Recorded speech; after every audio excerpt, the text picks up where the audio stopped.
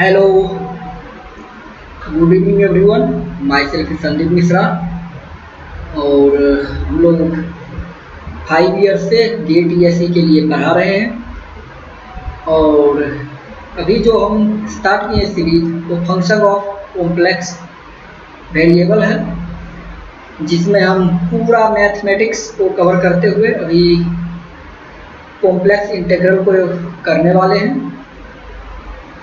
और ये जो सब्जेक्ट चैप्टर है ये कॉमन है, इलेक्ट्रिकल इंजीनियरिंग में भी कॉमन है और मैकेनिकल में भी ये चैप्टर से क्वेश्चंस आते हैं। गेट में हर बार 2 क्वेश्चंस जनरली आ जाते हैं एक ही चैप्टर से ज़्यादातर। और ईसी और इलेक्ट्रिकल वाले जितने भी स्टूडेंट्स हैं उनको ये सब्जेक्ट ये चैप्टर जो है स्पेशली यूज आएगा, उनके सिग्नल्स एंड सिस्टम में बहुत जगह ये यूज आता है। तो इस सब्जेक्ट को आप अच्छे से डील करें और इस चैप्टर को सीखें। कुछ कन्फ्यूजन हो, डाउट हो तो आप हमें पर्सनली मैसेज कर दें मेरे नंबर पे। हम उसके ऊपर भी आपको वीडियो बना के या उसका सॉल्यूशन निकाल के कुछ आपको हेल्प करने की कोशिश करें। चलिए, तो अभी तक के जो प्रीवियस क्लासेस था उसमें हम लोगों ने डिस्कस कर चुका था। अभी जो चल रहा है वो कॉम्प्लेक्स इंटीग्रल चल रहा है, कॉम्प्लेक्स इंटीग्रेशन।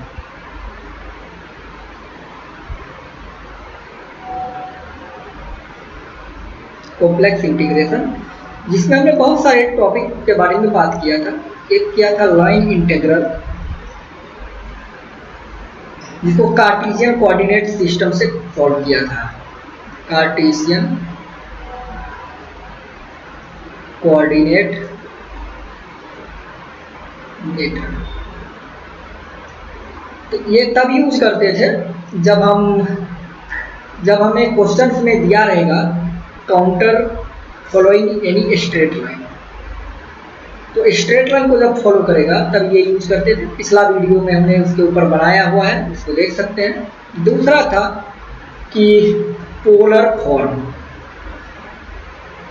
पोलर फॉर्म जो था वो यूलर्स फॉर्म में r e⁻I थीटा में आपको z को कन्वर्ट करना था, उसके बाद इंटीग्रेशन करना था। तो एक ये मेथड भी हमने बताया। ये कब यूज करना है? जब आपका इक्वेशन का काउंटर जो होगा ना, काउंटर लाइक सर्कल रहेगा, तब ये मेथड यूज करना है। अब बात करेंगे थर्ड मेथड। तो थर्ड मेथड जो है वो है आपका Cauchy integral theorem. Cauchy integral theorem. तो आज का डिस्कशन ये है हमारा। तो चलिए स्टार्ट करते हैं। काउची इंटीग्रल थ्योरम है क्या?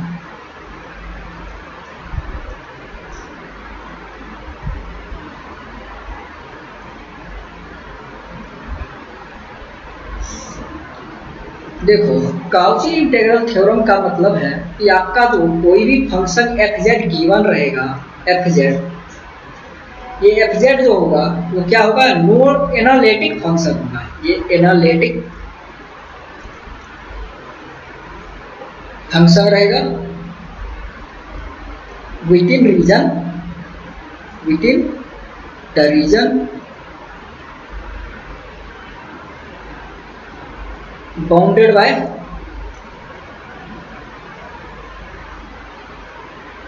काउंटर। एक काउंटर जो होता है, काउंटर मतलब एक रीजन होता है, आपको काउंटर का दे देगा कि जैसे मान लो एक काउंटर में बोलूँगा सर्कल, ये सर्कल ऐसा है और ये इसके पॉइंट, इस सर्कल के अंदर में जितने भी रीजन है उसके उस पॉइंट पे वो एनालिटिक है। ठीक है, एनालिटिक के कंडीशन हमने पिछले वीडियो में बताया है कि हाँ, कब हम बोलेंगे फंक्शन को एनालिटिक है, कब बोलेंगे नॉन एनालिटिक है, तो आप वहाँ से देख सकते हैं। तो फंक्शन क्या होना चाहिए? Bounded by counter. लेकिन मतलब ऐसा समझ लो कि फंक्शन आपका एनालिटिक होगा with in the bounded counter. और एनालिटिक सेकेंड पॉइंट, हाँ, एनालिटिक भी होना चाहिए और क्लोज काउंटर होना चाहिए। बाय क्लोज काउंटर लिख दो, close counter.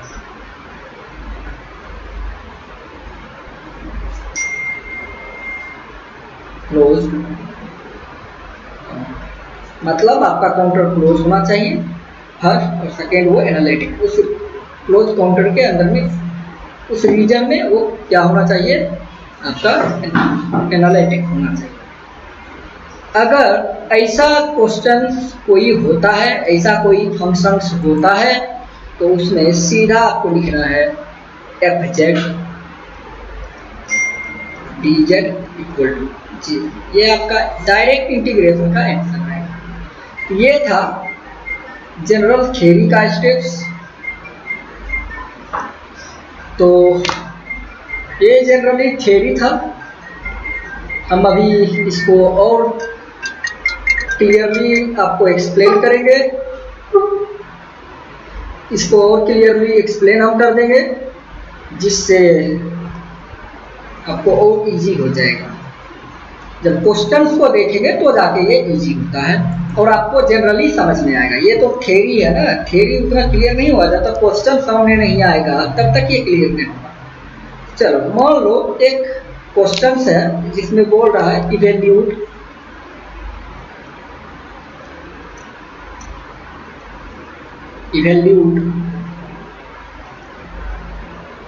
Integral closed contour C e power i z d, where c is the triangle formed by points 1 plus I minus 1 plus I, और ये हो गया -1 minus I। ये आपका काउंटर है।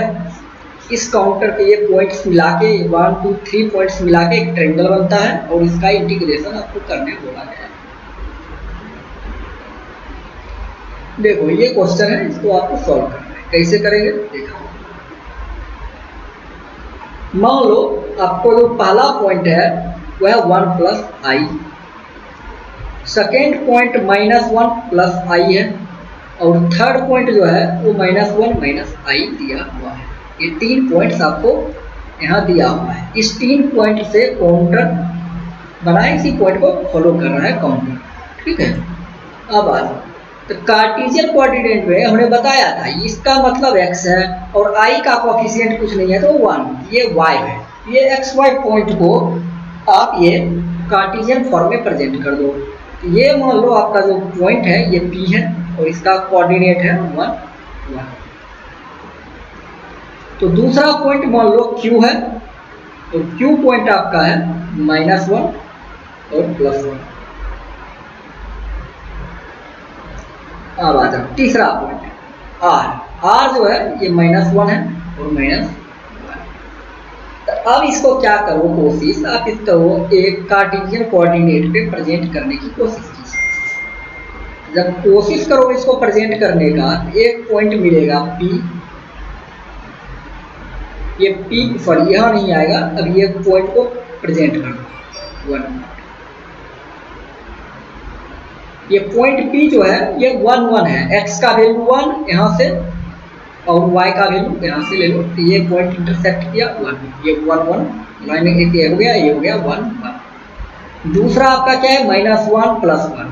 तो -1 मतलब x का वैल्यू -1, y का वैल्यू +1, y का वैल्यू ये +1 और x का वैल्यू -1।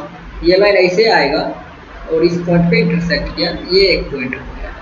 ये आ गया -1 और ये +1। अब आ जाओ -1 तो देखो x का वैल्यू इधर -1 और y का वैल्यू इधर -1। तो ये पॉइंट को ऐसे ले लो, इसको ऐसे ले लो। अब देखो ऐसे मिला लो, एक जो लाइन बना ऐसा बना, पॉइंट मिलाओगे तुम, एक पॉइंट को मिलाओगे तो ऐसा बनेगा, और एक जो बनेगा ये पॉइंट ऐसे एक ट्रायंगल को बना दिया लो। अब देखो ये जो ट्रायंगल बना है ये कहाँ से कहाँ है, ये पॉइंट का नाम P है, ये Q है, ये R है। PQR ऐसे पाथ को फॉलो किया और इसको ऐसे हैश डाल। मतलब ये एक ट्रायंगल का रीजन है और इसके ये जो रीजन है वो काउंटर है, काउंटर यही है, इसी को फॉलो कर रहा है काउंटर। और FZ का इंटीग्रेशन निकालना है। देखो FZ में कुछ भी रहे उससे हमें लेना देना नहीं है। हमने इधर फार्मूला लिखा था, क्या लिखा था कि फंक्शन हमारा क्लोज काउंटर होना चाहिए और दूसरा एनालिटिक होना चाहिए within the given region. तो इसका मतलब उसमें क्या करना है, अगर ऐसा होता है तो FZ BZ इक्वल टू 0 होता है। ये देखो यहाँ पे लिख दो क्लोज काउंटर और यहाँ पे FZ का मतलब e पावर IZ और ये DZ होगा और ये इक्वल टू आपको आएगा 0। क्यों आएगा 0? क्योंकि ये क्लोज काउंटर है। प्लस में ये FZ क्या है आपका, FZ जो है वो है e पावर IZ। ये IZ ये जो फंक्शन है ये एनालिटिक भी है। एनालिटिक का हमने कंडीशंस बताया हुआ है पिछला वीडियो में, वहाँ से आप एनालिटिक है या नहीं वो चेक कर सकते हो। ठीक है, अगर आपको चाहिए तो हम बता देते हैं कैसे एनालिटिसिटी चेक करना है। FZ e to the power IZ है, तो मतलब ये इसको आप कैसे प्रेजेंट कर सकते हो, इसको e पावर I और Z के बदले में x प्लस IY लिख सकते हो।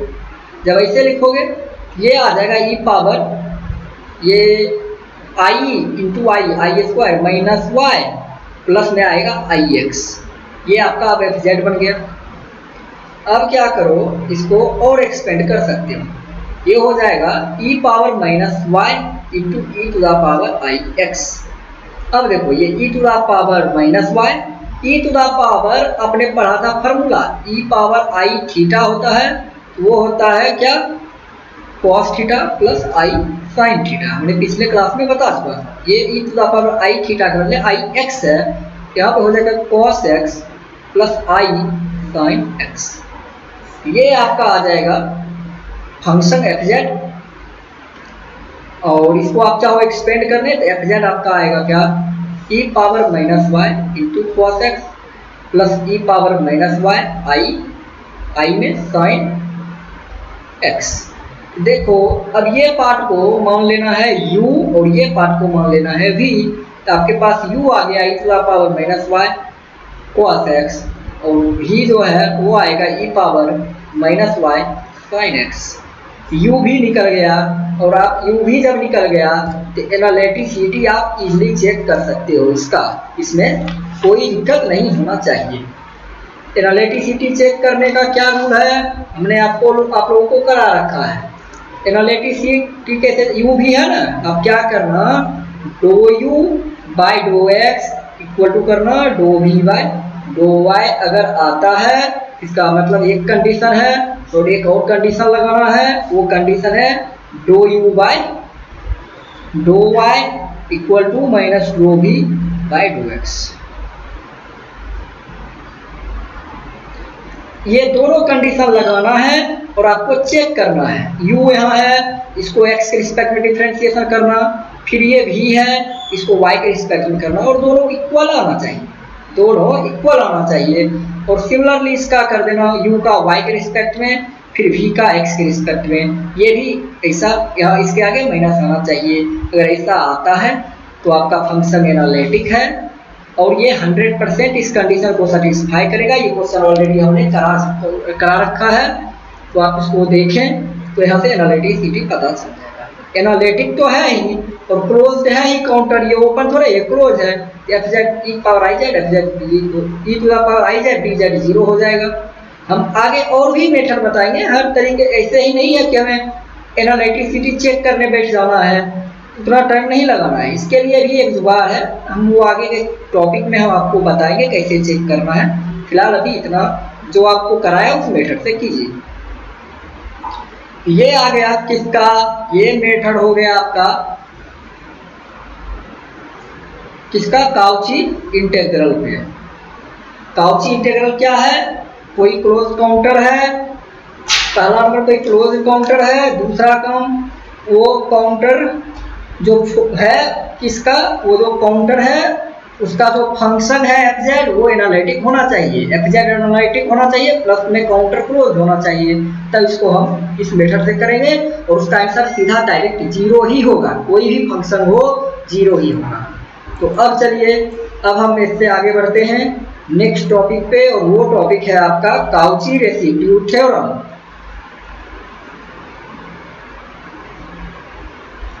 Cauchy residue theorem,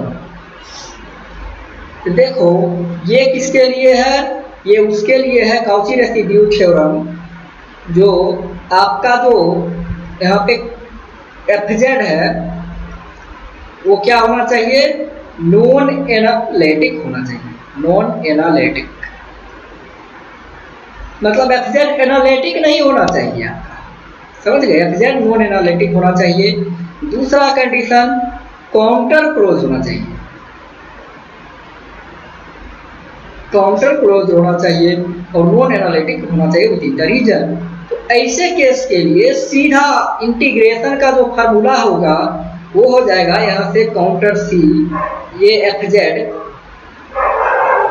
D Z equal to होता है 2 pi I into sum of residue,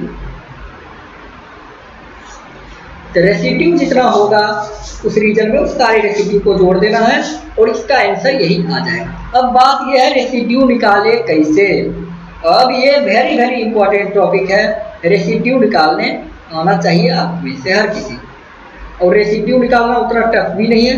तो चलिए अभी हम पहले रेसिड्यू निकालना सीखेंगे और फिर आपको बताएंगे कैसे सॉल्व करना है। देखो रेसिड्यू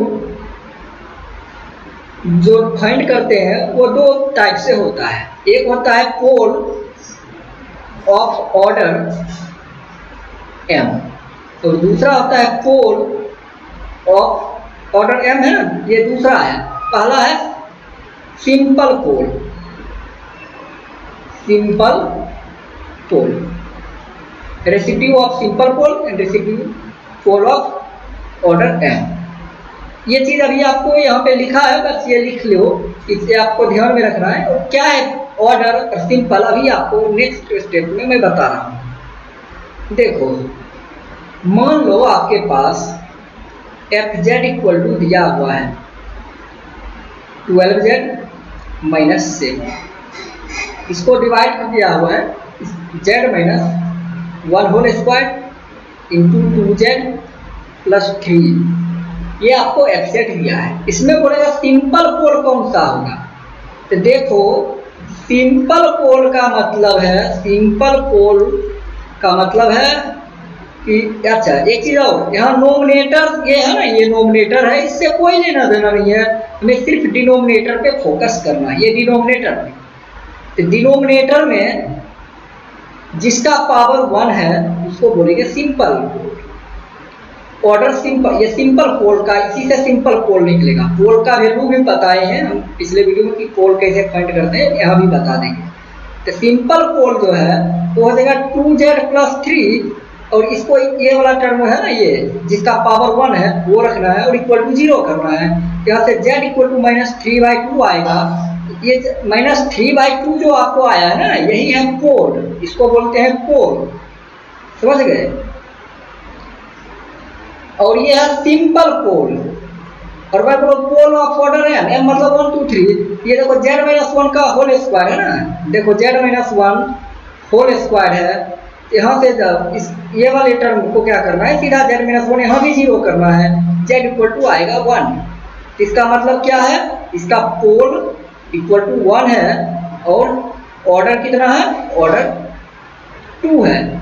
2 मतलब m का वैल्यू जो लेते थे बोले m ऑर्डर मतलब 2 ऑर्डर का, सेकेंड ऑर्डर का ये पोल है 1। तो इतना तक समझ में आया। अब देखो कि हम पोल तो समझ गए, रेसिड्यू निकाले कैसे। पहला केस जो है वो है रेसिड्यू एट सिंपल पोल।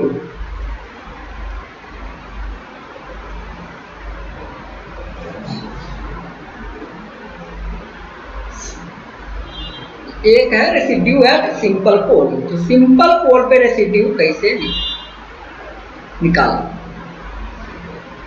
तो देखो इस पोल को, ये जो जेड निकाले हो ना, यहाँ पे हमने बोला जेड सिंपल पोल वाला, इधर ये क्वेश्चन में जेड का वैल्यू कितना था -3/2। इसको माना है जेड नोट इक्वल टू -3/2। इसको जेड को जेड नोट करना है, समझ गए, इसी को जेड नोट रखना है। चलिए तो देखो इसका होता है formula residue of F Z, ये जेड इक्वल टू आपको जेड, मतलब Z equal to Z naught पे रेसिड्यू क्या है, ये इक्वल टू करना है लिमिट जेड टेंस टू कर देना है Z note into Z minus Z note into कर देना है एफ जेड। जब ऐसा करोगे मतलब जेड का वैल्यू कितना था जेड नोट मतलब यहाँ पे -3/2 होगा सिंपल पोल के, यहाँ पे फिर जेड सेम रहेगा, जेड -3/2 कर देना है। इनटू में जो एफ जेड क्वेश्चन है पूरा वो रख लेना है, और उसको सॉल्व करेंगे तो रेसिड्यू ऑफ सिंपल पोल मिल जाएंगे। सेकेंड है residue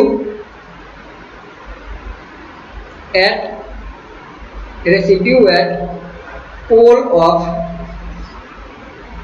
order m। Residue at pole of order m मतलब 1 2 3 4 कुछ भी हो सकता है।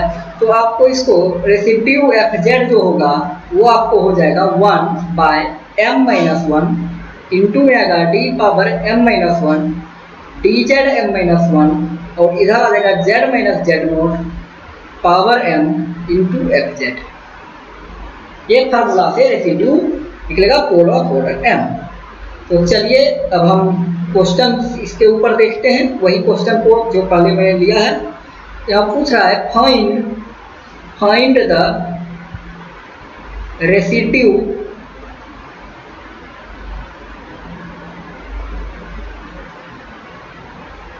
Eight each pole of the function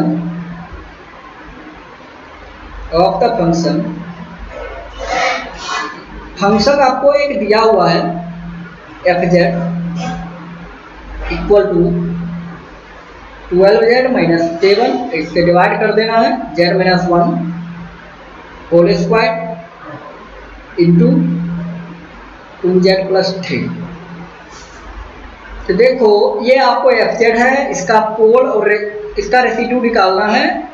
simple पोल पे एक बार निकालना पड़ेगा, और ये ऑर्डर m है, ये दोनों ऑर्डर पे अलग अलग निकालना पड़ेगा, और दोनों आपको मैं बताऊंगा कैसे निकालना है। देखो अब पहला काम क्या है, पोल्स फाइंड करना है, पोल्स ऑफ जेड। तो ये जेड इक्वल टू कितना आया था -3/2 आया था, देख लो कैसे आया था। ये आपका जेड, ये 2z+3 करोगे इक्वल टू 0 करोगे तो जेड का वैल्यू आ जाएगा ये सिंपल पोल है, पावर 1 वाला सिंपल पोल, ठीक है जेड। अब देखो अब सेकेंड में आएगा पोल्स ऑफ ऑर्डर 2। तो सेकेंड ऑर्डर का पोल जो है वो अगर आप लेते हो तो वो आएगा कितना है z-1 इक्वल टू 0।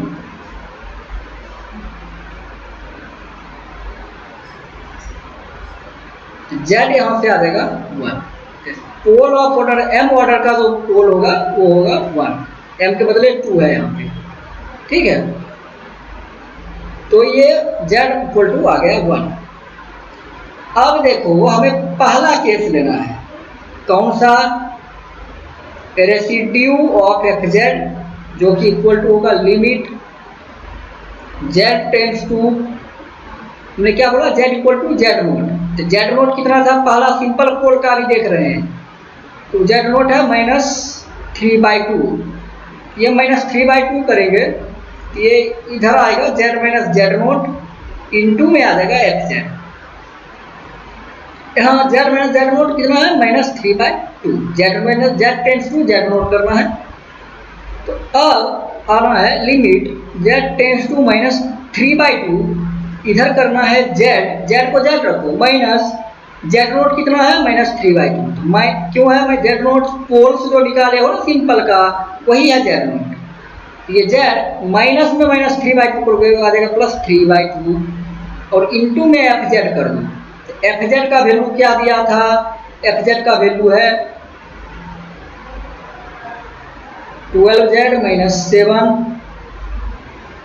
और इधर डिवाइड करना है z-1 whole square into 2z + 3। दिख रहा है? चलिए, तो 12z - 7 ये हो गया। अब इसको क्या करना है, इसको सॉल्व करना है। तो सॉल्व जब करोगे तो ये आएगा लिमिट z टेंड्स टू -3/2 और जब इधर वाला सॉल्व करोगे ना, ये एलसीएम ले लोगे 2z + 3/2 हो जाएगा। ये आपको हो जाएगा 2z + 3/2। ये आपको आ गया 2z + 3/2 और इंटू में आपका क्या था fz। तो है fz क्या है आपका, fz जो था क्वेश्चन में वो लिख दो 12z - 7 divided by z+1 whole square into 2z + 3। ये 2z + 3 यहाँ पे इंटू में और इधर डिवीजन में ये कैंसिल आउट कर दो। लिखो लिमिट z टेंड्स टू -3/2, इधर आ जाएगा 12z - 7, इधर आ जाएगा z+1 होल स्क्वायर। अब इसका मतलब ये है, ये फंक्शन में जाना है और z का वैल्यू -3/2 पुट कर देना है। z का वैल्यू यहाँ पे z = -3/2, जहाँ जहाँ z है यहाँ -3/2 सब्सटीट्यूट कर दीजिए और आपको आंसर जो है वो आएगा -2। तो देखो ये -2 जो आया रेसिड्यू ऑफ सिंपल पोल है, ये सिंपल पोल का रेसिड्यू -2 है। अब पोल ऑफ ऑर्डर m हो जाए तो उसको कैसे करेंगे, तो देखो सेकेंड में अब रेसिड्यू fz चाहिए और यहाँ पे z = z नोट का वैल्यू कितना लेना है 1, क्योंकि m ऑर्डर का पोल अभी चल रहा है, पोल्स ऑफ ऑर्डर m, तो वो आया था 1। ये इक्वल टू क्या होता है 1/m-1, m मतलब ऑर्डर। यहाँ पे m कितना है देखो ऑर्डर, ये देखो क्वेश्चन में ये m जो है fz का कितना है, ये यही है ऑर्डर m यहाँ पे 2 है, ये इसका 1 है, ये 1 वाला सिंपल और ये m ऑर्डर मतलब सेकेंड ऑर्डर। इसके लिए मैंने फार्मूला देखो ये लिखा था fz 1/m-1, m के बदले कितना है 2-1 और ये dm-1 जितना होगा 2-1, यहाँ पे भी 2-1 आ जाएगा, यहाँ पे भी 2-1 और इसमें z नोट के बदले में यहाँ पे 1 रखना है और पावर m डालना है, fz करना है। तो ये इसको इसी तरीके से सब्स्टिट्यूट करते होगे तो आंसर आपको आएगा। ये fz जो है आएगा z = z नोट, यहाँ पे ये 1 है 10 रख देना है। अब 1/m-1 करो, 1/m मतलब 2-1 हो गया, 2-1 1 होता है, यहाँ पे याद रखना ये 1 ही हो जाएगा, ये आपका जो है ये सब सब्ट्रैक्ट होकर 1 होगा। अब d पावर m-1, तो m-1 करोगे तो 1 ही रहेगा ना, तो d पावर d रहेगा, तो dz का पावर m-1 मतलब 2-1 1 ही रहेगा। अब इंटू में क्या आएगा, इंटू में आपको करना है z - z नोट कितना है 1, तो z - z नोट हो गया और इंटू में z - z नोट पावर कितना है m मतलब 2 और इंटू में करना है fz। अभी एक स्टेप और चलते हैं, लिमिट अब आपका z टेंड्स टू आएगा 1/2-1 1 हो जाएगा, इसका लिखो ना लिखो कोई फर्क नहीं, d/dz z-1 पावर 2 करना है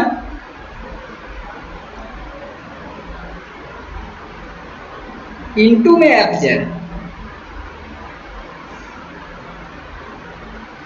fz जब करोगे ये ऐसे है ब्रैकेट ऐसे है, ठीक है, z-1 होल स्क्वायर कर दो, fz कितना है, तो आपको fz कितना है, यहाँ पे fz है 12z, 1 मिनट 10, fz आपका था कितना